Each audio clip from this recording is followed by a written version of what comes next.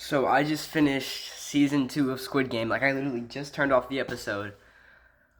Let's talk about it.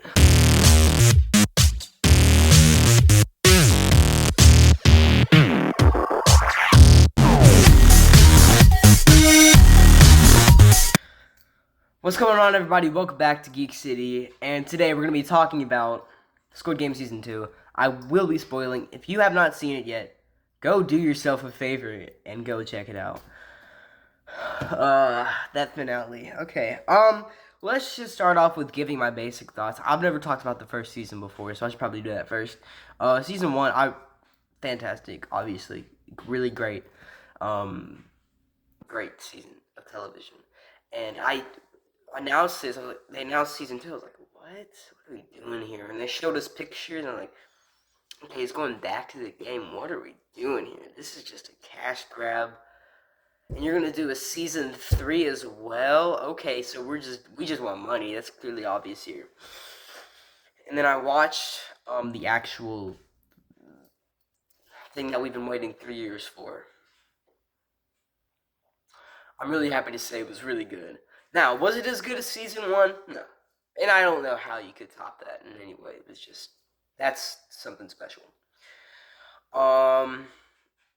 Don't go into this saying, oh, it's just going to be a generic cash grab season of television. We don't need it. I want to go, oh my gosh. Okay, let's talk about it. Let's break it down here episode by episode. Well, we probably aren't going to go through every single episode. We're just going to talk about some things that I love. I have some issues. But I mean, let's just start off with the positives here. The first 2 episodes, I know a couple people have been frustrated with the fact that this season is shorter. It is 7 episodes, only 5 episodes in the actual game. Because the first 2, he is not in the games at all. Basically, the first 2, hold on. I need to have this on because I do not know names at all. I'm going to be brutally honest with you. So this might be a little difficult to, hold on.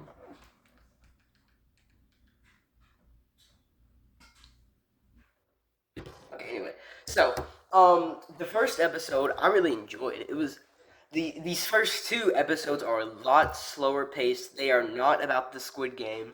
He is not in the games. It's about him kind of building this army essentially, where that cop from season 1 who we were following along, he is shot, but he survives.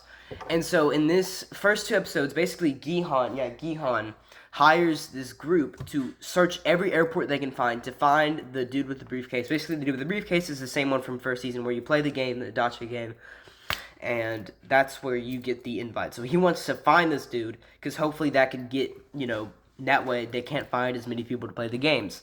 So they finally find him, and basically this whole episode is them searching for the dude with the cards, right? And so you see him basically bullying homeless people by jumping on bread after offering them a lottery ticket and stuff. And then at the end of this episode is crazy because basically Gihan sits down with this the dude. I'm trying to look at the names. Hold on. Anyway, so basically the dude with the cards who slaps and all that kills himself. Well, he kind of does. They play Russian roulette, and so that first episode is just about looking for this dude and ends with him dying. But that's when, again, names Junho, who again was the cop from season 1. Gihan and Junho end up colliding into each other, and so basically, episode 2 is about them starting to build this group to try and stop the Squid Game events from taking place. So you see them recruiting people, and there's this other character who was helping Gihan. His boss was killed, and he's there for the whole season as well. And so this first episode, I was like, okay, I'm actually really digging this. It's not involving the games, but it's still a lot of fun as it's setting up what's going to happen here.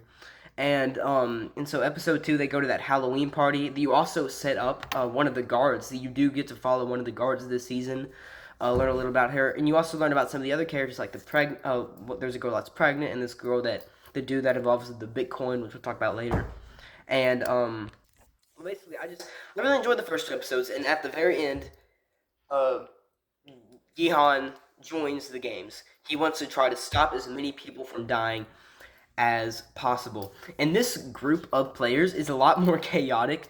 Obviously, in the first season, you had your good, you had your bad, but this season there seems to be a lot more bad than good, or at least that we could see. A lot of them seem to die early. But basically, you just have Gihan. The whole plot of this season is, for the rest of the season, is Gihan trying to protect as many people as possible. But there's a lot of new conflicts that are introduced this season. Where, of course, you have red light, green light. Luckily, not as many people die. But there's this. They introduce this new system where you get to vote after every single game if you want to stay.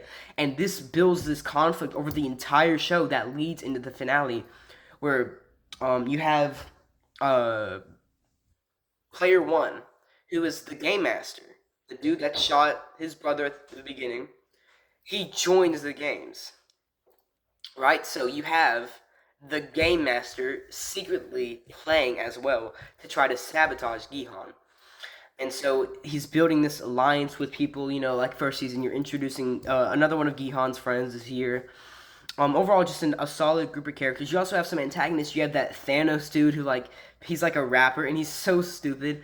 But he's crazy, and he has this friend along. And so basically, this whole season, you have red light, green light, and then you have that second plot going on with Jun Ho and the group traveling around on boats to try to find the island to stop the games.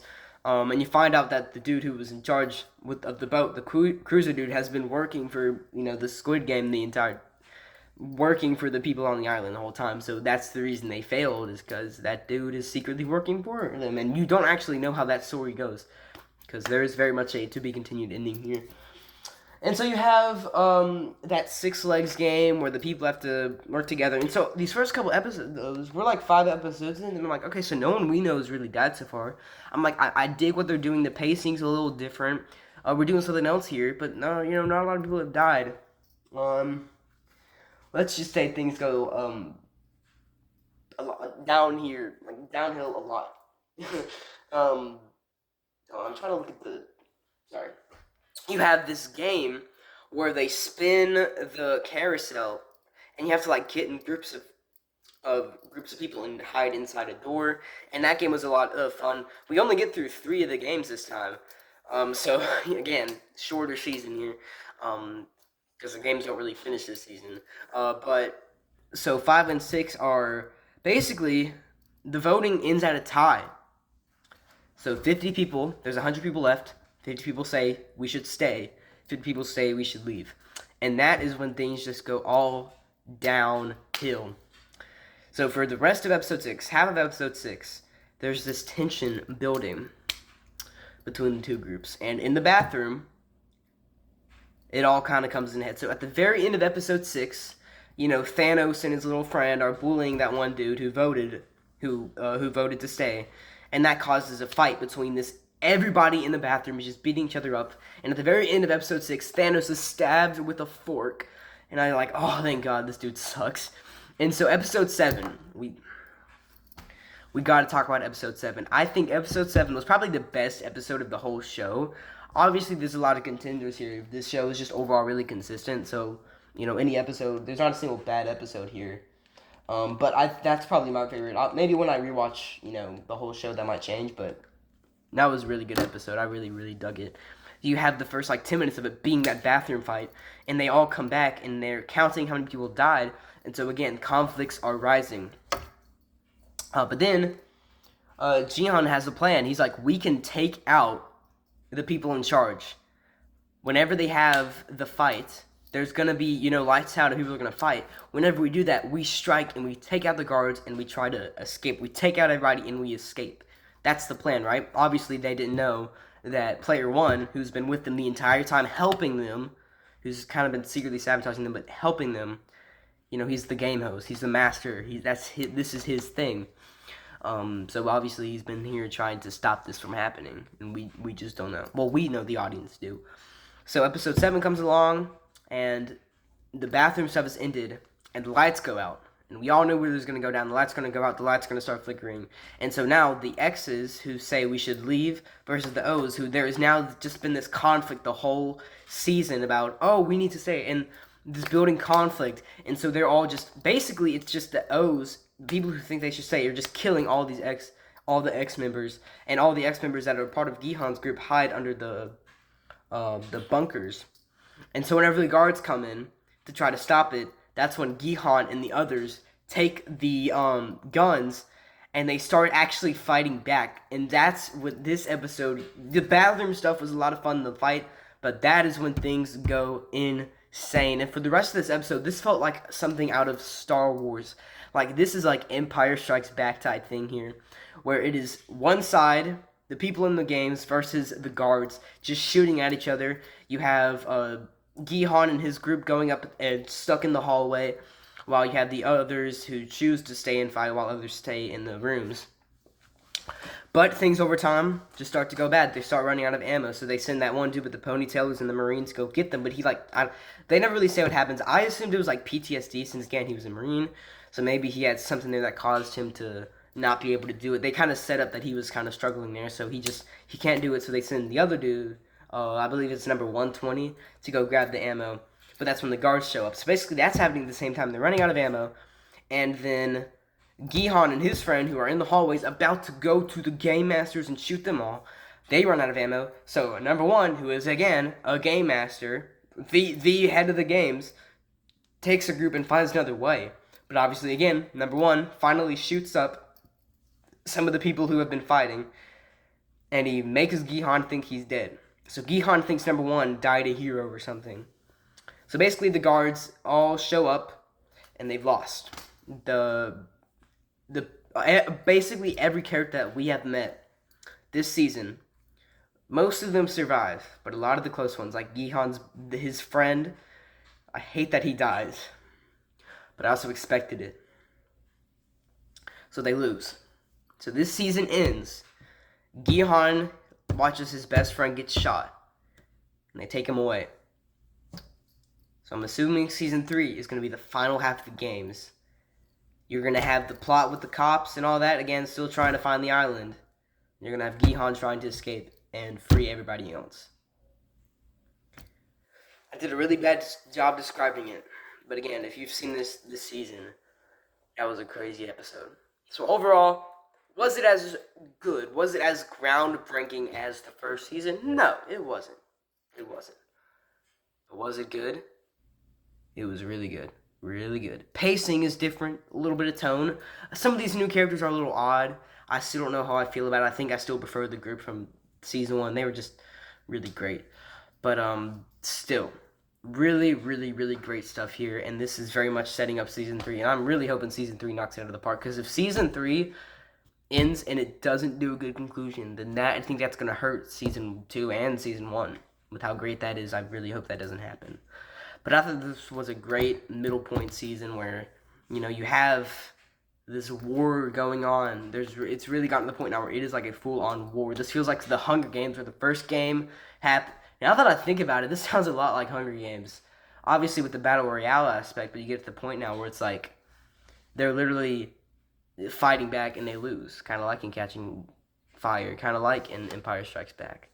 So I'm excited where Season 3 goes. Hopefully they knock it out of the park and we can get a really, really, consistent trilogy here. So I'm really excited. I really enjoyed it. I liked it. The pacing was a little weird. I could have used a little more actual games. There's only 3 games, so a lot of these 5 episodes involving the games are a lot of talking and kind of introducing characters because there's not as much time because it's a shorter season. Could I have used 2 more episodes? I probably could have. But from what we got, I really, really enjoyed it. So I'm really excited to see what we get next. Hopefully Season 3 knocks it out of the park. Let me know in the comments what you thought of Season 2. Like the video if you enjoyed. And as always, stay geeky. Also, one thing I do want to mention. In January, in the next 2 weeks, I'm going to Nashville to visit the family. But after that, that's when you're going to be getting my updated movie collection, my updated comic collection, and you're gonna get me ranking every single 2024 movie that I saw. That'll happen around January 6th or so. You're gonna be getting all those videos, and I'm really excited for you guys to see how that turns out. So see you guys then.